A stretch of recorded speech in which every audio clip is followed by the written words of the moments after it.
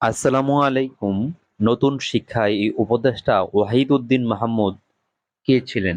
তিনি কে? তার পরিচয় সম্পর্কে আমরা এখন জানার চেষ্টা করব ইনশাআল্লাহ। আসুন ভিডিও সম্পূর্ণ দেখে থাকুন। নতুন অন্তর্বর্তীকালীন সরকারের শিক্ষা উপদেষ্টা হিসেবে শপথ নিয়েছেন ওয়াহিদ উদ্দিন মাহমুদ। শিক্ষা মন্ত্রণালয় এবং মন্ত্রণালয়ের সকল বিষয়গুলো এখন দায়িত্ব তিনি নেবেন। শুক্রবার বিকেলে বঙ্গভবনের নতুন শিক্ষা উপদেষ্টার শপথ পাঠ করিয়েছিলেন রাষ্ট্রপতি মোহাম্মদ শাহাবুদ্দিন।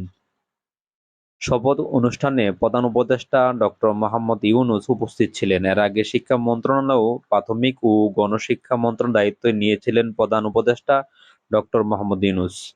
কিন্তু পরবর্তীতে তিনি এর দায়িত্বগুলো বিভিন্ন উপদেষ্টার মধ্যে ভাগ করে দেন এবং পরবর্তীতে নতুন উপদেষ্টা অন্তর্বর্তীকালীন সরকারের সাথে হলে সরকার সরকার সাথে নিযুক্ত হলে শিক্ষা মন্ত্রণালয়ের দায়িত্ব দিয়েছিলেন ওয়াহিদ উদ্দিন মাহমুদকে।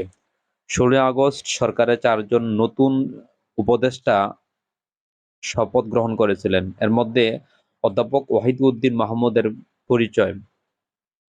১৯৪৮ সালে তিনি নোয়াখালীর চাটখালী জন্ম নেওয়া ওয়াহিদ উদ্দিন মাহমুদ ১৯৬৯ সালে ঢাকা বিশ্ববিদ্যালয়ের অর্থনীতি বিভাগের শিক্ষক হিসেবে কর্মজীবন শুরু করেন। অধ্যাপক ওয়াহিদ উদ্দিন মাহমুদ একসময় ঢাকা বিশ্ববিদ্যালয়ের অর্থনীতিতে পড়াতেন। তিনি ১৯৯৬ সালে খ্রিস্টাব্দের সাবেক তত্ত্বাবধায়ক সরকারের অর্থ ও পরিকল্পনা উপদেষ্টা ছিলেন। যুক্তরাজ্যের কেমব্রিজ বিশ্ববিদ্যালয় থেকে অর্থনীতিতে তিনি পিএইচডি ডিগ্রি অর্জন করেন।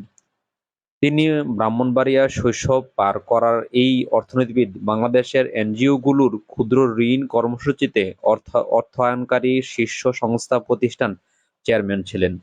শিক্ষা উপদেষ্টা দায়িত্ব থাকবে শিক্ষা মন্ত্রণালয়ের মাধ্যমিক ও উচ্চ মাধ্যমিক বিভাগ, মাধ্যমিক উচ্চ শিক্ষা অধিদপ্তর, ৯টি সাধারণ শিক্ষা বোর্ড এবং মাদ্রাসা কারিগরি অন্যান্য ইনস্টিটিউট এই বিশ্ববিদ্যালয়ের অনুষ্ঠিত অধীনস্থ থাকবে।